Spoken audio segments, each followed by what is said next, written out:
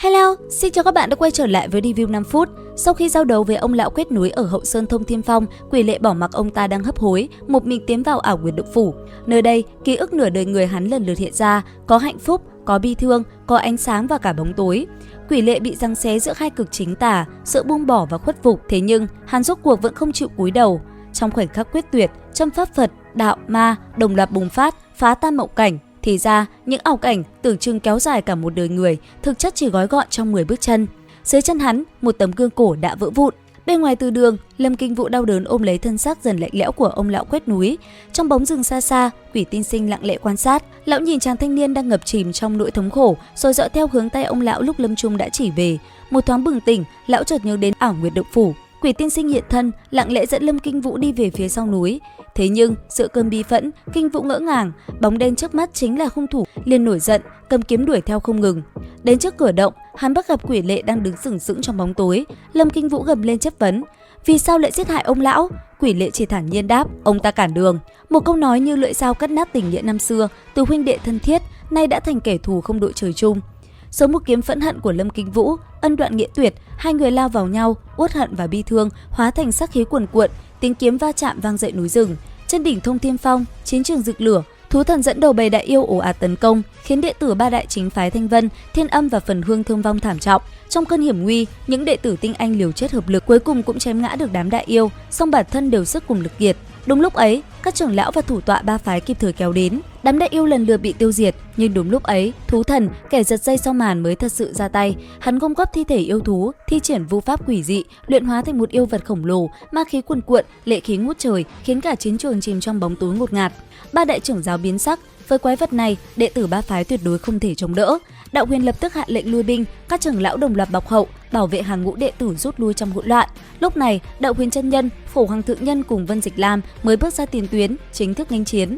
Vân Dịch Lam là người ra tay đầu tiên, lão vốn tinh thông hỏa thuật, chí dương chí cương, vốn là khắc tinh bậc nhất của lệ khí. Chỉ thấy lão vung tay, hỏa diễm đỏ rực cuồn cuộn bốc lên, thiêu đốt cả khoảng không, lửa cháy rừng rực, khiến thân thể yêu vật khổng lồ xèo xèo bốc khói, nửa người bị nung cháy, lệ khí quanh nó cũng tiêu tán hơn phân nửa.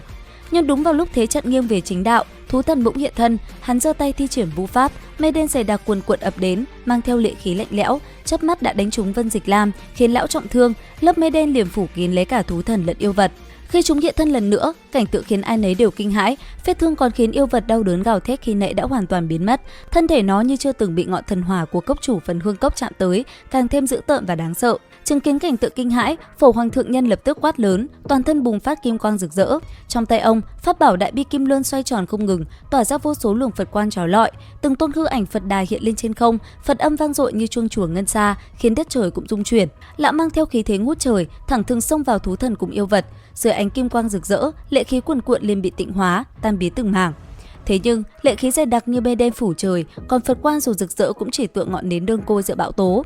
Chẳng mấy chốc, ánh sáng kia không sao chống đỡ nổi, song lệ khí cuồn cuộn từ bốn phương tám hướng ập đến. Chỉ một luồng lệ khí mảnh như sợi tơ len lỏi xâm nhập thân thể đã khiến Phổ Hoàng thượng nhân thống khổ vô cùng, gương mặt biến sắc, miệng phun máu tươi. Hiển nhiên, trưởng giáo Thiên Âm tự đã trúng thương nặng.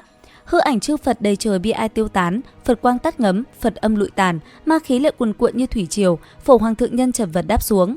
Được đám đệ tử Thiên Âm tự chạy lên đỡ được, lão chỉ đánh cúi đầu bất lực tụng niệm Phật hiệu. Giữa lúc tình thế nguy cấp, mặt đầm trước Ngọc Thanh Điện bỗng ầm vang, sóng nước cuồn cuộn nổi dậy như long triều. Từ đáy nước, linh thú Trấn Sơn Thủy Kỳ Lân chợt hiện thân, thân hình khổng lồ bay vút lên không, toàn thân tỏa ra khí tức uy nghiêm đáng sợ. Đôi mắt nó lạnh lẽo, nhìn chăm chăm vào thú thần cùng yêu vật, như thể muốn nuốt trọn cả trời đất. Chỉ thấy Thủy Kỳ Lân hóa miệng gầm vang, phun ra một vật, hóa thành quang mang bay thẳng về phía Đạo Huyền chân nhân. Ông vươn tay đón lấy, ánh sáng chợt tan, lộ ra một thanh cổ kiếm kỳ dị, như ngọc mà chẳng phải ngọc, như đá mà chẳng phải đá, khí tức cổ xưa vô biên tràn ngập Chu Tiên cổ kiếm. Đạo Huyền chân nhân lần thứ 3 vì chính đạo, vì muôn dân thương sinh, tế xuất thần binh đệ nhất thiên hạ, Chu Tiên kiếm. Liệu rằng cuộc chiến với thú thần sẽ ra sao? Đạo Huyền có cản được chân hắn, hay thế gian sẽ tận diệt trong ngày hôm nay? Lâm Kinh Vũ và Quỷ Lệ sẽ chiến đấu như thế nào? Cùng đón chờ nhé!